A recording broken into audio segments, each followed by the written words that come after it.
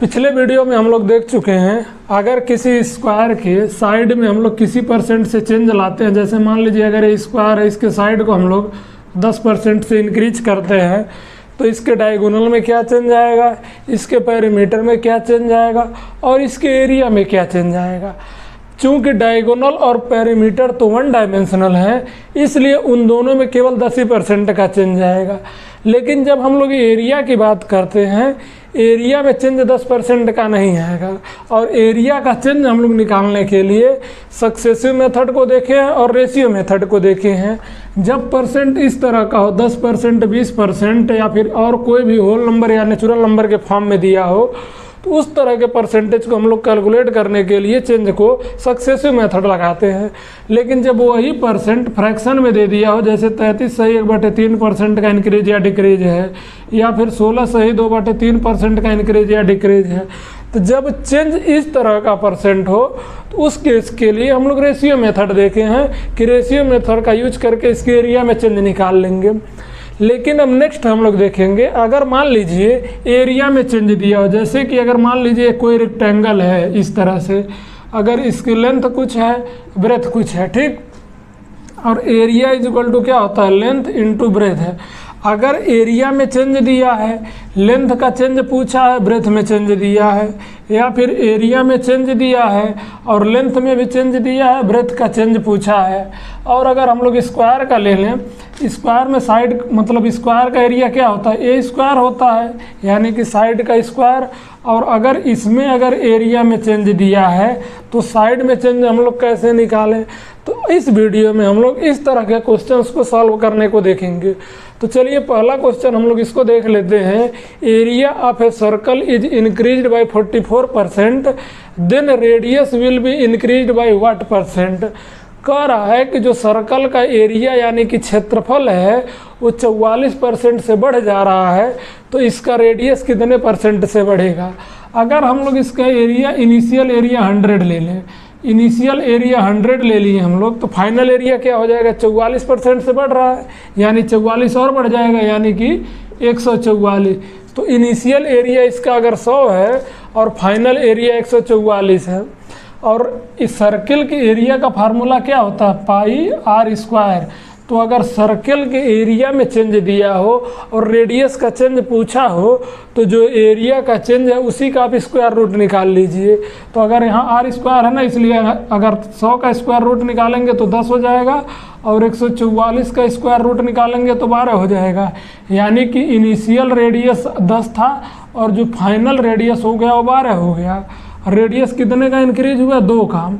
और अगर 2 के इंक्रीज का हम लोग परसेंटेज निकालें तो 2/10 इंटू 100, 10 दहियम 100, यानी कि 20%।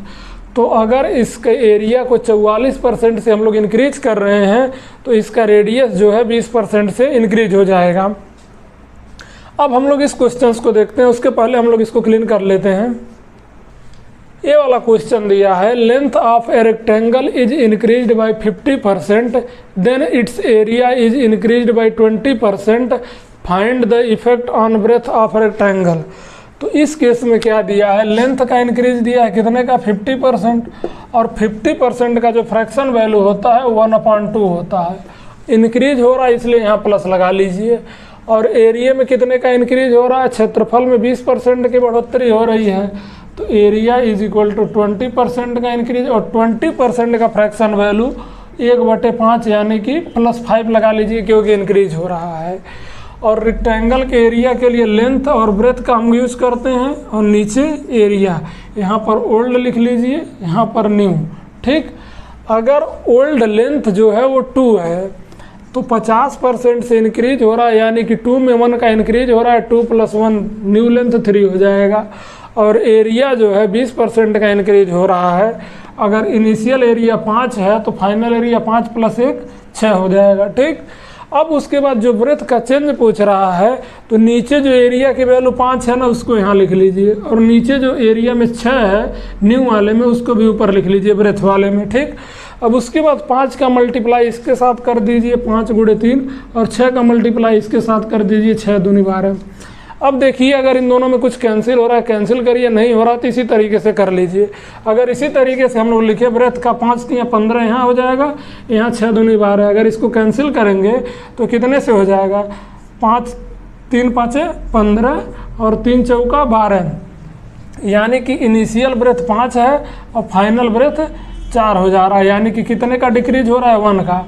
और 1 का अगर हम लोग परसेंटेज निकालेंगे 1/5 × 100, यानी कि 5 भी सही 100, यानी कि 20%। और 5 से 4 हो रहा है यानी डिक्रीज हो रहा है। तो अगर इसका जो लेंथ है वो 50% से इंक्रीज हो रहा है लेकिन इसका एरिया केवल 20% से इंक्रीज हो रहा है, तो उस केस में इसका जो ब्रेथ होगा वो 20% से डिक्रीज होगा।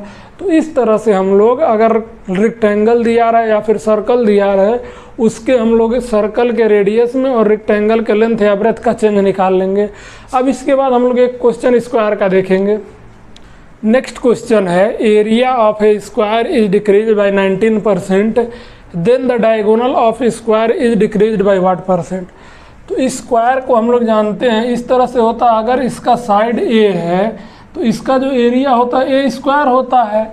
और जिस तरह से हम लोग सर्किल का एरिया जानते हैं πr² होता है, उसका स्क्वायर रूट लिए हैं, उसी तरीके से इसका अगर हम लोग स्क्वायर का इनिशियल एरिया अगर 100 था तो 19% से डिक्रीज हो रहा है, यानी 100 का 19% 19 हो जाएगा और 100 में से 19 को सब्ट्रैक्ट करेंगे 81 हो जाएगा। यानी कि अगर इनिशियल एरिया 100 रहा होगा तो फाइनल एरिया 81 हो गया। अगर इसमें भी हम लोग स्क्वायर रूट ले लेंगे तो 10 आ जाएगा, 9 आ जाएगा। अब देखिए जो उसका साइड है इनिशियली 10 था, बाद में 9 हो गया। चेंज कितने का आ रहा है, 1 का डिक्रीज हो रहा है, यानी कि परसेंटेज निकालेंगे 1/10 × 100 कैंसिल होके आ जाएगा 10%, यानी कि जो उसके साइड है उसमें 10% की डिक्रीज हो रहा है। लेकिन क्वेश्चन में हम लोगों से डायगोनल का चेंज पूछा है और हमको पता है या तो साइड हो गया या फिर डायगोनल हो गया या पेरीमीटर हो गया। तीनों जब 1 डायमेंशनल चीज़ें हैं और तीनों में सेम % का चेंज आता है, तो अगर साइड का पूछेगा तब भी 10% का चेंज होगा साइड में, अगर डायगोनल का पूछेगा तब भी 10% का चेंज होगा, अगर पेरीमीटर का पूछेगा तब भी 10% का चेंज होगा। लेकिन अगर एरिया का पूछेगा तो एरिया का तो दिया ही है, इसका मतलब उसका साइड भी 10% से डिक्रीज होगा, डायगोनल भी 10% से डिक्रीज होगा और पेरीमीटर भी 10% से डिक्रीज होगा। तो इस तरह से हम लोग किसी भी क्वेश्चंस के लिए, मान लीजिए या तो सर्कल हो या रेक्टेंगल हो या फिर स्क्वायर हो, सर्कल और स्क्वायर में दोनों में हम लोग स्क्वायर रूट निकाल लेंगे और रेक्टेंगल में हम लोग एक टेबल बना के सॉल्व कर लेंगे। Thank you.